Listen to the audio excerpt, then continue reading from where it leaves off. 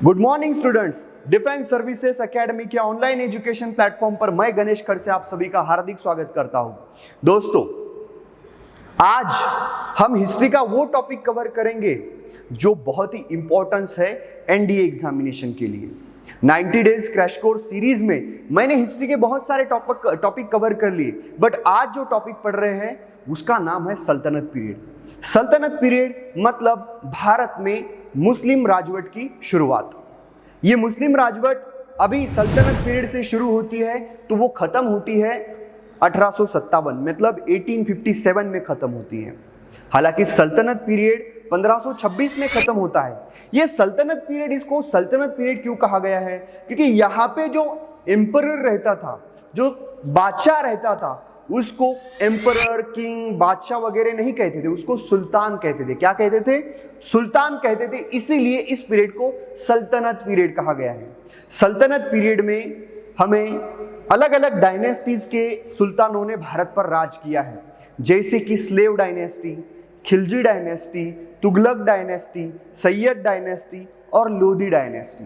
अगर सवाल ऐसा पूछा जाए कि सल्तनत डायनेस्टी की पहली डायनेस्टी कौन सी है, तो स्लेव डायनेस्टी, और आखिरी डायनेस्टी कौन सी है, तो वो है लोधी डायनेस्टी। टोटल 5 डायनेस्टीज ने सल्तनत पीरियड में भारत में राज किया। आज हम बात करने वाले हैं स्लेव डायनेस्टी, जिसको ये मामूलक डायनेस्टी भी कहा जाता है, और खिलजी डायनेस्टी। ये 2 डायनेस्टी के बारे में हम आज पढ़ेंगे। तो चलिए दोस्तों, शुरू करते हैं आज की जर्नी।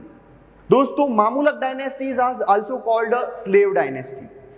भारत में स्लेव डायनेस्टी के साथ ही मुस्लिम राजवट शुरू हो जाती है, और पहला बादशाह अगर भारत में, पहला सुल्तान अगर भारत में कोई था मुस्लिम, तो वो थे कुतुबुद्दीन ऐबक।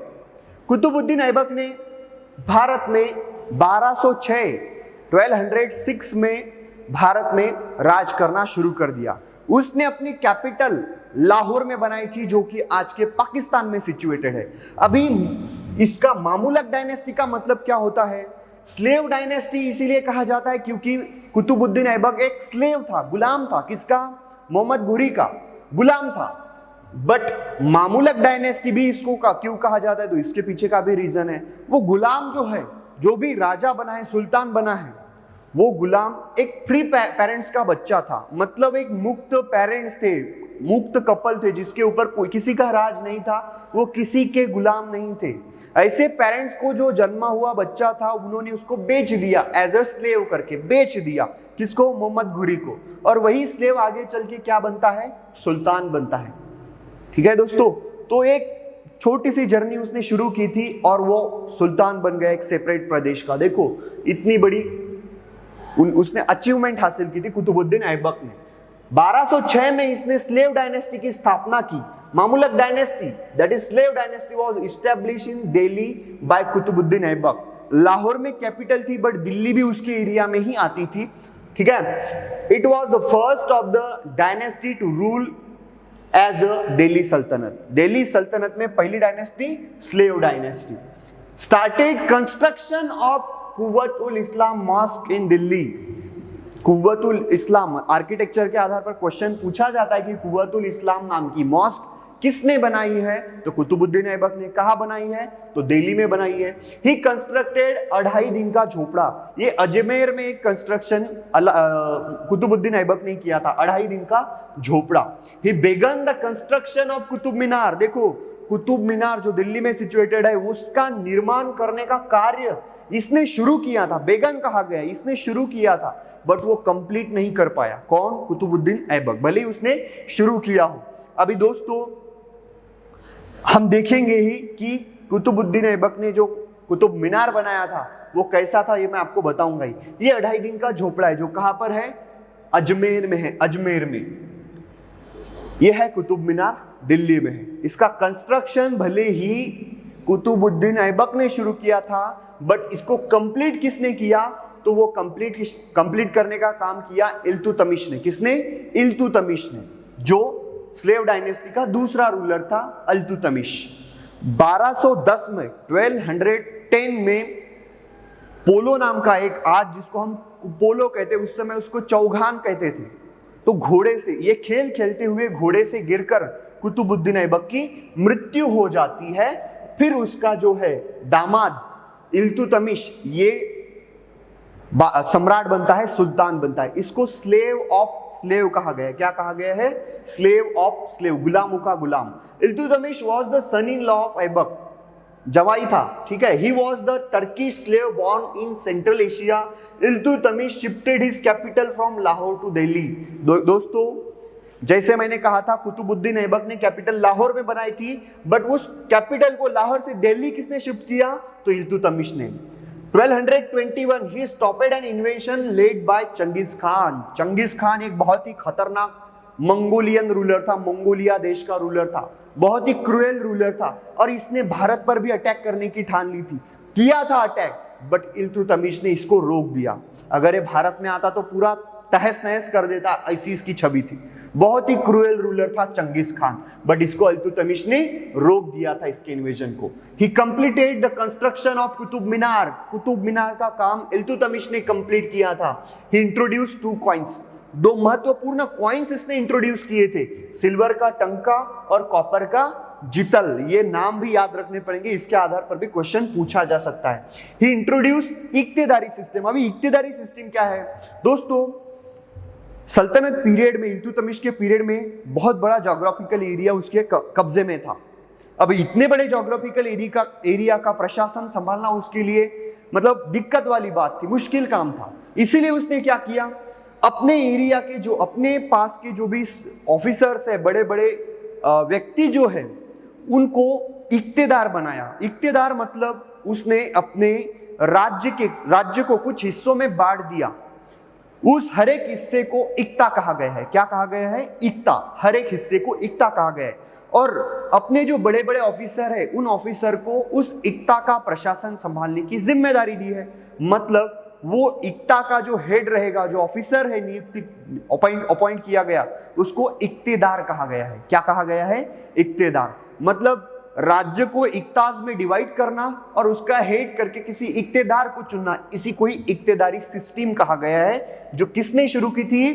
तो ये शुरू की थी इल्तुतमिश ने, ठीक है। इल्तुतमिश ने शुरू की थी। अभी दोस्तों, ये इक्तेदार का काम क्या रहता था? तो अपने एरिया का एडमिनिस्ट्रेशन संभालना, वहां की न्याय व्यवस्था संभालना, वहां का आर्मी का रूल्स रेगुलेशन बनाना, टैक्स कलेक्ट करना, कुछ हिस्सा अपने पास रखना, कुछ हिस्सा सम्राट मतलब सुल्तान को देना। तो ये काम रहता था इक्तेदार्स का, ठीक है। अभी दिल्ली सल्तनत में दिल्ली की गद्दी पर बैठने वाली फर्स्ट वुमेन अगर कोई थी तो वो थी रजिया सुल्ताना। कौन थी? रजिया सुल्ताना। ये इल्तुतमिश की बेटी थी। इल्तुतमिश के बच्चे जो थे, ठीक है, वो उतने काबिल नहीं थे।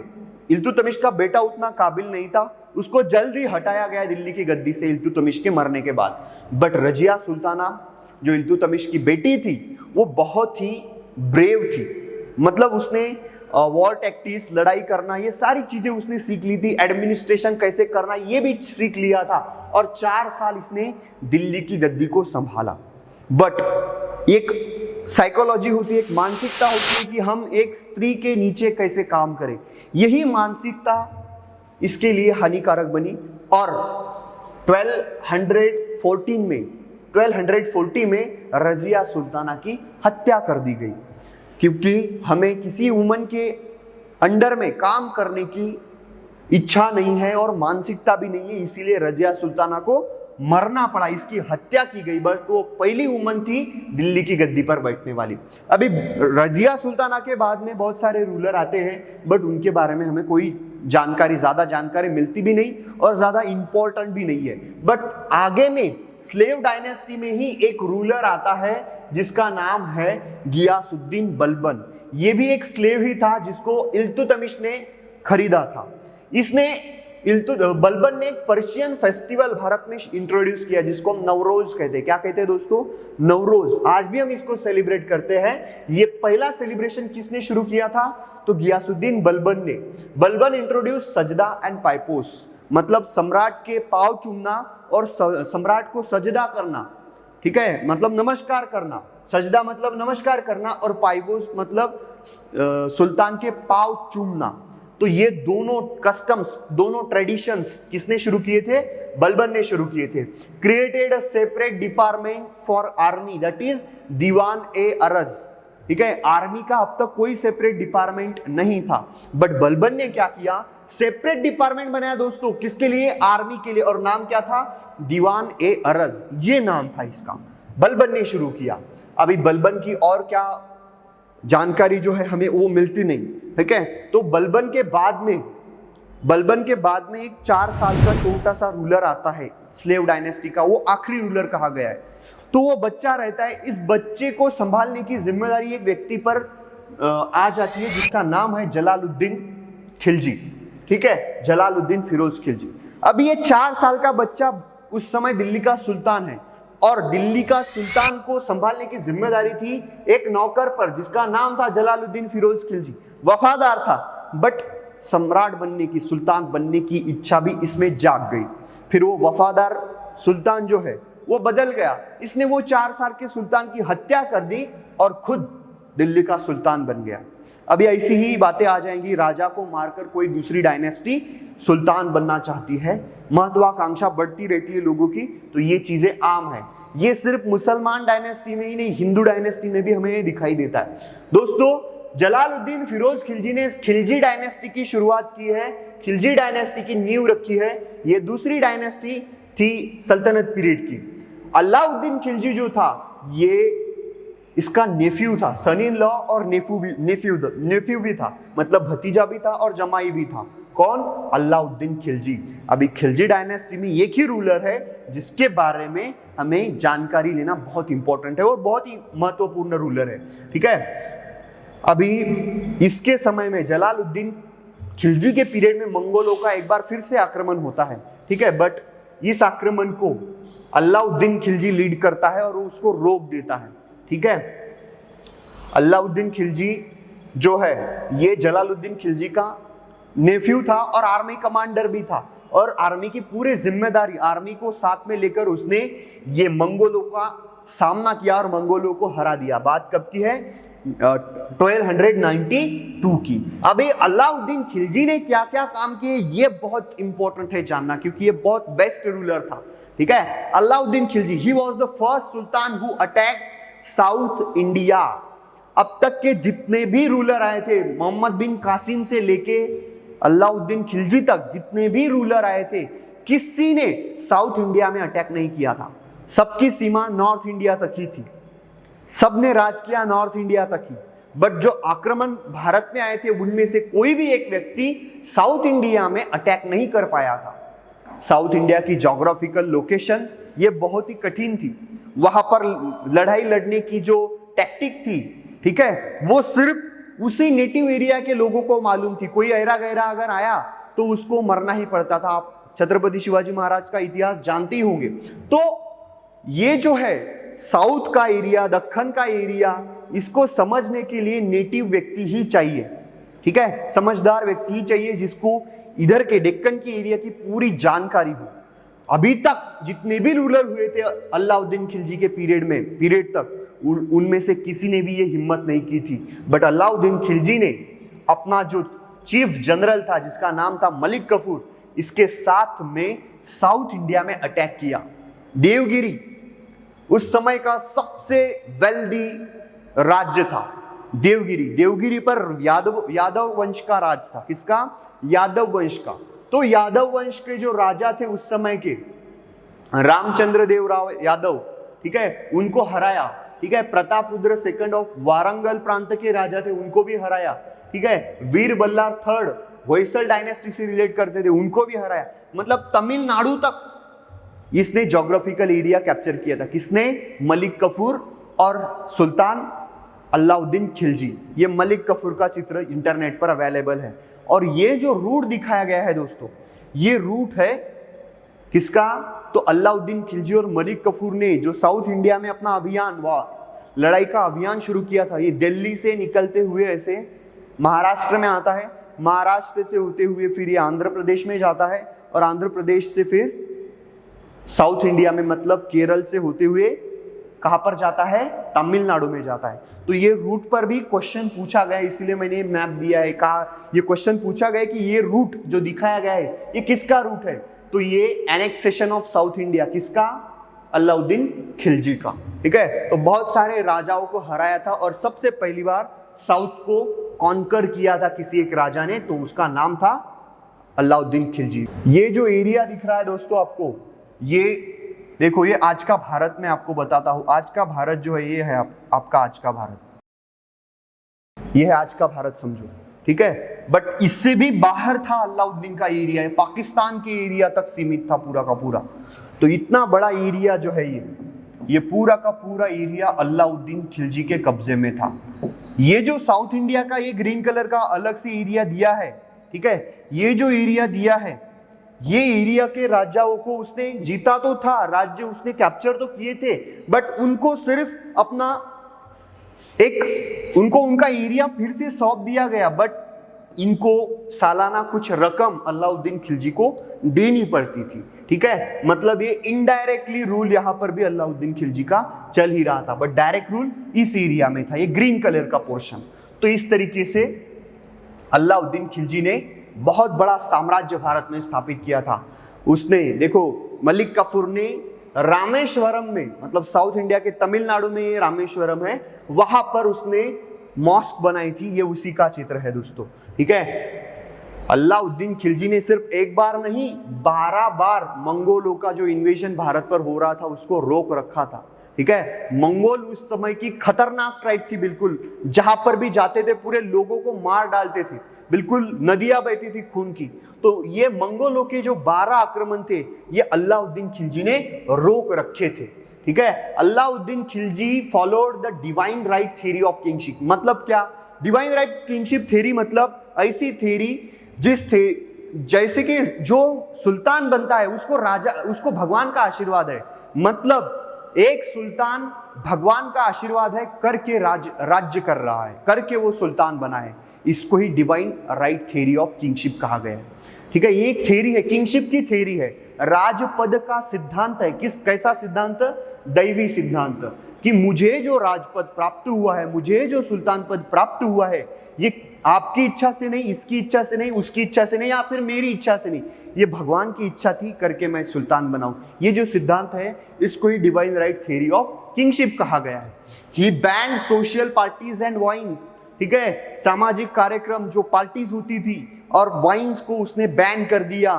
परमानेंट स्टैंडिंग आर्मी, पहला रूलर था जिसने परमानेंट स्टैंडिंग आर्मी रखी थी। इसके पहले क्या आर्मी नहीं थी? जी हाँ, आर्मी थी, बट उनको सिर्फ सीजनेबल काम मिलते थे। ठीक है, 12 महीने में से 8 महीने उनको लड़ाई के लिए जाना पड़ता था, 4 महीने वो घर पर ही रहते थे। बट पूरे के पूरे 12 महीनों के लिए एक स्टैंडिंग परमानेंट आर्मी अभी तक किसी ने नहीं रखी थी। वो सबसे पहले इंट्रोड्यूस काम किसने किया? तो अलाउद्दीन खिलजी ने। अभी आर्मी को, सोल्जर्स को कैश में पेमेंट देने का सिस्टम भी इसने ही पहले शुरू करवाया था। ठीक है, करप्शन को टालने के लिए branding of horses and descriptive roster of individual soldiers. ठीक है, जो बड़े इक्तेदार वगैरह रहते थे वो लड़ाई के लिए जब जाते थे तो उनकी एक आर्मी रहती थी। ठीक है, आर्मी में जो भी 1000-2000 सोल्जर्स रहते थे और घोड़े भी रहते थे। जब कोई एरिया आर्मी जब युद्ध लड़के वापस आती थी, उनको कुछ पैसा देना पड़ता था सुल्तान को। तो वो पैसा किस हिसाब से देना पड़ता था? कितने सोल्जर्स है और कितने हॉर्सेस है। अब ये इक्तेदार घपला करते थे, क्या करते थे? करप्शन करते थे। ये क्या करते थे? अगर 200 हॉर्सेस भेजे थे तो वो 300 का आंकड़ा लिख दिए थे, मतलब ज्यादा का पैसा मिलेगा। अभी ये करप्शन टालने के लिए उसने क्या किया? अलाउद्दीन खिलजी ने घोड़ों, हॉर्सेस को दागने की प्रथा कर दी, मतलब उनको कुछ तो भी सिंबल उनके ऊपर मार दिया था। वैसे ही सोल्जर्स का भी वैसे ही होता था, 200 की जगह 300 कर देते नंबर। तो ये क्या किया उसने? सोल्जर्स का एक चेहरा जो होता है उसमें तिल कहाँ पर है, चेहरे का नक्शा कैसा है, कलर कैसा है, ये सारी चीजें नोट डाउन की ताकि करप्शन ना हो और ज्यादा का पैसा व्यर्थ ना जाए, इक्तेदार करप्शन ना करे इसके लिए। He fixed the prices of necessary commodities which were below the normal market rate।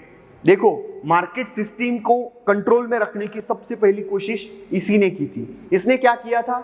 जो भी नेसेसरी इसेंशियल चीजें हैं इनके प्राइस जो है फिक्स कर दिए। ठीक है, और सोल्जर्स को जो पेमेंट देना पड़ता था, अभी समझो चक्कर इसेंशियल चीज है, उसके दाम अगर बढ़ गए तो महीने भर का खर्चा चलाने के लिए एक सोल्जर को ज्यादा पैसा देना पड़ेगा। अगर समझो 1000 दे रहा था, अगर प्राइसेस बढ़ते तो 1500 देना पड़ेगा। तो इसने क्या किया, उसने मार्केट को कंट्रोल में रखा कि शक्कर जो है वो सिर्फ 20 रुपए किलो के दाम से बेची जाएगी। अभी इससे क्या होगा, तो सुल्तान ने रूल बनाया है, तो कोई मार्केट में जो भी दुकानदार है वो उस दाम से ज्यादा शक्कर नहीं बेच सकता था, 20 रुपए से आगे नहीं बेच सकता था। तो रेट फिक्स कर दिए, अभी उसको पेमेंट बढ़ाने की जरूरत नहीं पड़ेगी। मतलब अगर रेट बढ़ते तो उसको पेमेंट ज्यादा देना पड़ता था, अगर रेट को ही फिक्स कर दिया तो पेमेंट ज्यादा देने की जरूरत नहीं पड़ेगी और इसेंशियल चीजें सोल्जर्स को मिलेगी भी। तो ये जो मार्केट का फंडा था, जिसको सबसे पहले अलाउद्दीन खिलजी ने इंट्रोड्यूस किया, और ही स्ट्रिक्टली प्रोहिबिटेड ब्लैक मार्केटिंग। अगर समझो कोई दुकानदार करप्शन करता है, ठीक है, बहुत सारे चालू दुकानदार आजकल मिलते हैं मार्केट में, वो क्या करते हैं, 1000 ग्राम शक्कर अगर किसी ने मांगी, 1 किलो शक्कर मांगी तो वो 800 ग्राम ही देती थी, कुछ तो भी घालमेल करके। आपको मालूम है कि वो नापतोल में हो जाता है, करप्शन किया जाता है। बट अगर नजर आता है तो अलाउद्दीन खिलजी जितना कम दिया उसने शक्कर, उसका उतना मांस काट लेता था। मतलब ये चीज इसीलिए क्योंकि कोई करप्शन ना करे, ना ही कोई हिम्मत दिखाए, तो ऐसा काम इसने किया था। Revenue was collected in cash not in kind. देखो, रेवेन्यू भी कैश में कलेक्ट किया जाता था और सोल्जर्स को कैश में पेमेंट भी दिया जाता था। ऑफिसर्स कॉल्ड दीवाने रियासत वेयर अपॉइंटेड इन ऑफिसर्स, ठीक है। ये जो है, ये दीवाने रियासत मतलब रेवेन्यू का जो आवक जावक का जो भी खर्चा है, ये पूरा का पूरा दीवाने रियासत रखता था। शाहनाए मंडी एक सुपरिटेंडेंट ऑफिसर रखा, मार्केट को स्टैंडर्डाइज रखने के लिए शाहनाए मंडी नाम की एक पोस्ट और एक ऑफिसर नियुक्त किया, ठीक है। अलाई दरवाजा कहाँ पे है, सीरी, ये अलाउद्दीन खिलजी ने कंस्ट्रक्ट करवाया था, ठीक है। अभी 2 डायनेस्टी हमने समझ ली है, अभी कुछ क्वेश्चंस हम डिस्कस करते हैं, ठीक है। अभी दोस्तों, who was the Delhi sultan when the threat of invasion of Mongol under Genghis Khan loomed over India. Genghis Khan आया मंगोलों में, तो पर्टिकुलरली हमारा आंसर क्या रहेगा, इल्तुतमिश। इल्तुतमिश ने चंगेज खान का आक्रमण रोक रखा था। Who among the following sultan of Delhi was the first to pay to his soldier in cash. Cash में कौन पेमेंट देता था सबसे पहले, किसने शुरू किया था, तो अलाउद्दीन खिलजी ने शुरू किया था। ड्यूरिंग द रेंज of Alauddin Khilji who were amils. Amils कौन थे, तो एक पोस्ट थी जो रेवेन्यू कलेक्शन का काम करते थे, government agents to collect land revenue. मतलब ये जो है सेकंड स्टेटमेंट जो है, ये हमारा आंसर बनेगा दोस्तों। Which sultan declared himself as the Sikandar Shahi the second Alexander. एक सुल्तान था जिसने खुद को उपाधि दी थी, क्या थी, सिकंदर सानी, मतलब सेकंड अलेक्जेंडर, दूसरा अलेक्जेंडर। ये उपाधि किसने लगाई थी खुद को, तो वो था अलाउद्दीन खिलजी, मतलब डी हमारा ऑप्शन बनेगा। नेक्स्ट क्वेश्चन देखते हैं, who among the following was the author of Tarikh Alai which contains the details of first few years of sultan Alauddin Khilji. Tarikh Alai ये एक रचना है, साहित्य कृति है जो अमीर खुसरो ने लिखी थी। आज का आपका होमवर्क रहेगा दोस्तों, अमीर खुसरो ने तारीख अलाई के सिवा भी और साहित्य रचना की है, ठीक है। तो उसके नाम आपको बताने हैं, क्या बताने हैं, नाम बताने हैं, ये आपका आज का होमवर्क रहेगा। दूसरा आपका होमवर्क ये रहेगा कि सल्तनत पीरियड में एडमिनिस्ट्रेटिव सिस्टम की कुछ पोस्ट थे, जैसे कि आमिल देखा हमने, तो इस तरीके से अलग अलग पोस्ट थे। तो उस पोस्ट का नाम और उनका काम एक एक लाइन में आपको लिखना है। ये 2 आपके आज के होमवर्क रहेंगे। Who among was the first Muslim military commander who annexed Bihar and Bengal by overthrowing the Sena dynasty? Bengal के एरिया में, ठीक है, 10वीं शताब्दी में, 10वीं 11वीं शताब्दी में बंगाल के एरिया में सेना डायनेस्टी का राज था। बट इस सेना डायनेस्टी के अंदर में यूनिवर्सिटी थी, विक्रमशिला और नालंदा, ठीक है। तो इन 2 यूनिवर्सिटीज को डिस्ट्रॉय किया था एक रूलर ने, मोहम्मद घुरी का एक रूलर था, एक कमांडर था जिसका नाम था बख्तियार खिलजी। क्या नाम था, बख्तियार खिलजी। इसने सैनिक अभियान शुरू किया पश्चिम बंगाल में। सेना डायनेस्टी, आसाम, बांग्लादेश और पश्चिमी बंगाल और बिहार के एरिया में सेना डायनेस्टी का राज था।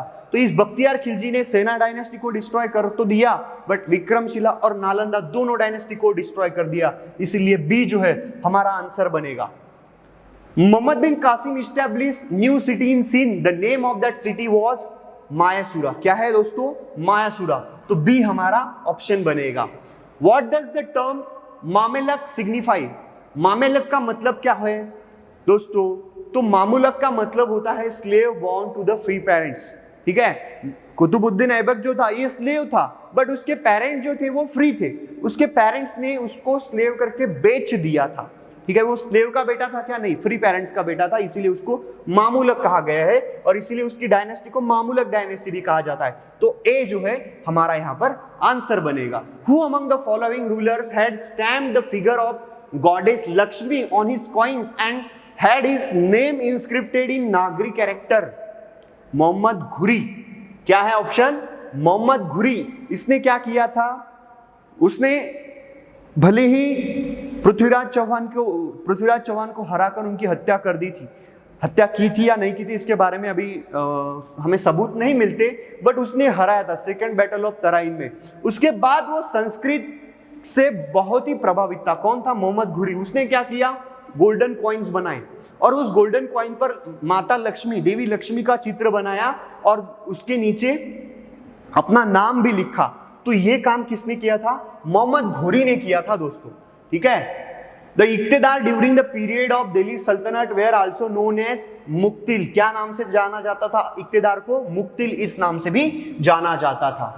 Which tax was not permitted by the शरीयत? शरीयत क्या है? तो इस्लामी कानून है, ठीक है, इस्लामी कानून है। तो इसमें मैरिज टैक्स नहीं था दोस्तों। बाकी agriculture tax, tax on non Muslim and commercial tax, तीनों टैक्स शरीयत में दिए गए हैं। मैरिज टैक्स शरीयत में नहीं दिया गया है, ठीक है। अभी ये जगन्नाथ टेम्पल है दोस्तों, ठीक है, पुरी जगन्नाथ टेम्पल जो कि उड़ीसा में स्थित है। अभी इसका क्वेश्चन हमें पूछा गया है कि who destroyed the Jagannath temple of Puri? किसने डिस्ट्रॉय किया था? तो इसका आंसर है फिरोज शाह तुगलक। फिरोज शाह के बारे में हम नेक्स्ट लेक्चर में जानकारी लेंगे। तो फिरोज शाह तुगलक ने ये पुरी का जो जगन्नाथ टेम्पल है इसको डिस्ट्रॉय किया था, ठीक है। Who completed the conquest and annexation of South India? Who completed the conquest and annexation of South India? किसने साउथ इंडिया में पहली बार एनेक्सेशन किया था? तो वो था Alauddin Khilji. Alauddin Khilji. Who was the first sultan to pay soldiers in cash instead of iqtas? ठीक है, इक्ताज देना बंद कर दिया था उस सुल्तान ने और कैश में पेमेंट देना शुरू कर दिया था। उसका नाम था अलाउद्दीन खिलजी। डी हमारा ऑप्शन बनेगा। Who was the शाहना? शाहना कौन है? शाहना तो सब है। आप बोलोगे मैं भी शाहना हूं, ये उस शाहने की बात नहीं है। शाहना ये मंडी की बात है दोस्तों, जो कि मार्केट इंस्पेक्टर था, ठीक है। किसने ये पद शुरू किया था? अलाउद्दीन खिलजी ने। तो वो था मार्केट सुपरिटेंडेंट, मार्केट में सारी चीजें स्टैंडर्डाइज करता था। डी हमारा ऑप्शन बनेगा। What was खराज? खराज का मतलब है लैंड टैक्स। क्या है दोस्तों? Land tax. सल्तनत पीरियड में लैंड टैक्स को खराज कहा जाता था, ठीक है। तो सी हमारा ऑप्शन बनेगा। Paibos introduced by Balban in the court etiquette was? Paibos का मतलब क्या था? तो जैसे मैंने बताया कि custom of kissing the feet of sultan, सुल्तान के पांव चूमना, ये ट्रेडिशन को ही पाइबोज कहा गया है, जो कि बलबन ने इंट्रोड्यूस किया था। इसीलिए डी हमारा आंसर बनेगा। After which Sufi saint was Qutub Minar name? देखो बहुत बार कंफ्यूजन ये हो जाता है कि कुतुब मीनार जो है इसका निर्माण कार्य किसने शुरू किया था? तो कुतुबुद्दीन ऐबक ने, और उसने अपने ही नाम से कुतुब मीनार ये नाम रखा होगा। ऐसा बहुत बार कंफ्यूजन होता है, बट कुतुबुद्दीन ऐबक ने अपने नाम से नहीं, वो एक सूफी संत को मानता था, गुरु करके मानता था, जिनका नाम था कुतुबुद्दीन बख्तियार काकी। मतलब सी जो है ये यहाँ पर आंसर बनेगा, और इन्हीं के नाम से उसने कुतुब मीनार बनवाया था, ठीक है, कुतुबुद्दीन बख्तियार काकी। ड्यूरिंग द रेंज of which Delhi sultan did the Chahalgani और 40 कम इनटू एग्जिस्टेंस? एक चहलगानी सिस्टम नाम की एक सिस्टम, मतलब पूरा का पूरा एडमिनिस्ट्रेटिव सिस्टम संभालने के लिए 40 लोगों की नियुक्ति की जाती थी। कितनी? 40। एक बहुत ही विद्वान 40 लोग, जिनको अलग अलग फील्ड का नॉलेज था, और वो 40 लोगों की टीम को चहलगानी या फिर चालीसा कहा जाता था। क्या कहा जाता था? चहलगान या फिर चहलगानी या फिर चालीसा कहा जाता था। तो ये जो चहलगानी सिस्टम है ये इल्तुतमिश ने शुरू करवाया था। किसने शुरू करवाया था? इल्तुतमिश ने। और इसको एबॉलिश, खत्म किसने किया? तो बलबन ने खत्म किया था, ठीक है, बलबन ने खत्म किया था। तो क्वेश्चन नंबर 20 देखते हैं। Who was known as Naqshbakhsh? Naqshbakhsh ये नाम किसको दिया जाता था? किसको दूसरे नाम से जाना जाता था नक्शबख्श करके? तो वो था दोस्तों कुतुबुद्दीन ऐबक। कौन था? कुतुबुद्दीन ऐबक को नकबख्श कहा जाता था। तो ऑप्शन बन जाएगा अपना ए। अभी question number 21, who introduce the famous Persian festival that is Navroz. Persian festival Navroz को भारत में किसने इंट्रोड्यूस किया था? तो ऑप्शन है सी, बलबन ने इंट्रोड्यूस किया था। दोस्तों आज भी हम ये फेस्टिवल सेलिब्रेट करते हैं। Which commander of Mohammad of Ghori was responsible for defeating the Sena and establishing Muslim rule in eastern India. Eastern India मतलब आज का बिहार, पश्चिम बंगाल, सिक्किम और आसाम का बांग्लादेश का एरिया। यहाँ पर मुस्लिम रूल किसने शुरू करवाया सबसे पहले, और सेना डायनेस्टी को किसने डिस्ट्रॉय किया? इसका एक्सप्लेनेशन एक क्वेश्चन में मैंने दिया है। तो ऑप्शन बन जाएगा हमारा बख्तियार खिलजी। किसने? बख्तियार खिलजी ने डिस्ट्रॉय किया था सेना डायनेस्टी को और नालंदा यूनिवर्सिटी को। तो सी हमारा ऑप्शन बनेगा दोस्तों। ठीक है। ड्यूरिंग द रेंज of which Delhi Sultan was the power of Chahalgani destroyed. ठीक है, किसके पीरियड में? तो बलबन के पीरियड में ये चहलगानी सिस्टम डिस्ट्रॉय हुई थी। चहलगानी सिस्टम इल्तुतमिश ने शुरू किया था और बलबन ने उसको डिस्ट्रॉय किया है। तो इस तरीके से बहुत सारे इंपॉर्टेंट क्वेश्चंस आज हमने डिस्कस कर लिए हैं। आज के लिए मैं यही रुकता हूं। Thank you.